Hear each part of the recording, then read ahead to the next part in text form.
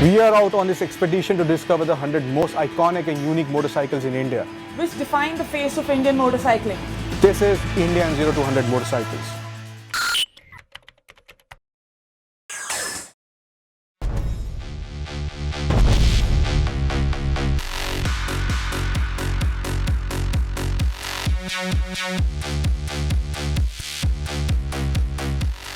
If you had lived in the 1990s and loved sports bikes, the ZZR400 from Kawasaki would have made a good choice. Sadly, it was never sold in India. And since it was last produced in 2002, the chances of seeing one today are even more rare. But luck can strike in different ways, and for us it came in the form of OLX, where we were able to locate a ZZR400. The bike belongs to Mr. Amandeep Singh, and we would like to thank him for letting us experience this rare sports bike. In our search of 100 motorcycles, OLX has helped us to find yet another very unique, very rare motorcycle here. We're talking about the ZZR400. Hi Amandeep, welcome to India in 0 to 100 motorcycles. Hi. So this was a motorcycle which was produced by Kawasaki from 1990 to 2002, right? Yeah. And this is around 54 bhp at 11,000 rpm. So yeah. It's quite powerful, right? Yeah, it's very powerful. It comes from the times when big was considered better. And so, this little ZZR looks bigger than today's beginner sport bikes. At around 197 kg, it has considerable weight as well. However, its 398cc inline-4 engine produces close to 58 bhp. This, combined with the 37 Nm of torque, allowed the ZZR400 to have a top speed of over 180 km per hour. And I think this is a little bit different from the ZX series because it's more comfortable, right? It's more touring. And it's sports tourer bike. It's a sports tourer bike, and it's very, very good for long distance. Riding the ZZR400 was a one-of-a-kind experience for us. Squeezing the juice out of a small inline-4 engine is quite a unique feeling in itself. All we can do is hope that they will make a comeback someday. From a small capacity inline-4, it's now time to meet a bandit from Japan.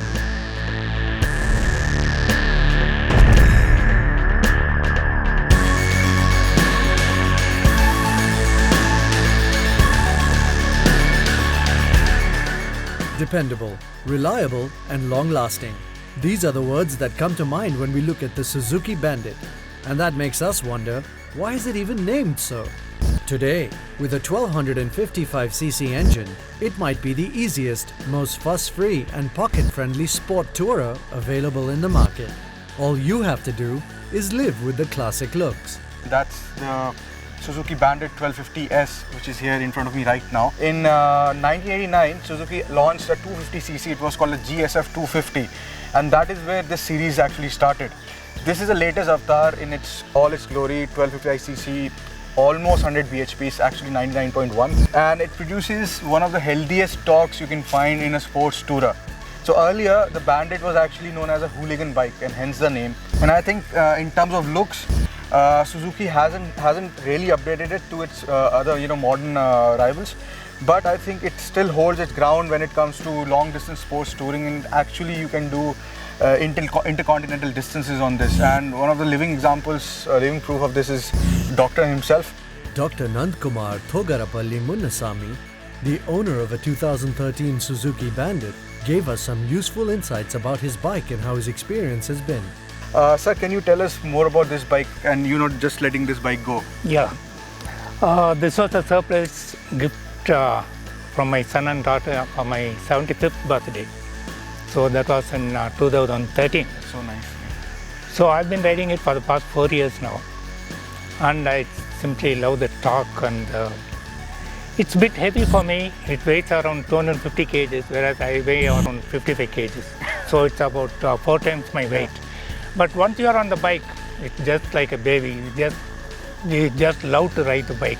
And the amount of torque, just as Sunny said, is just awesome. You just have to twist the throttle, it just goes like a panther. It is indeed a great motorcycle.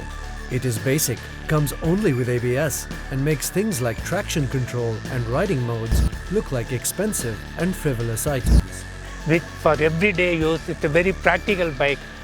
You got a Hayabsua GSX or 1000cc and all that, but any day I'll prefer a Bandit to one of these vehicles.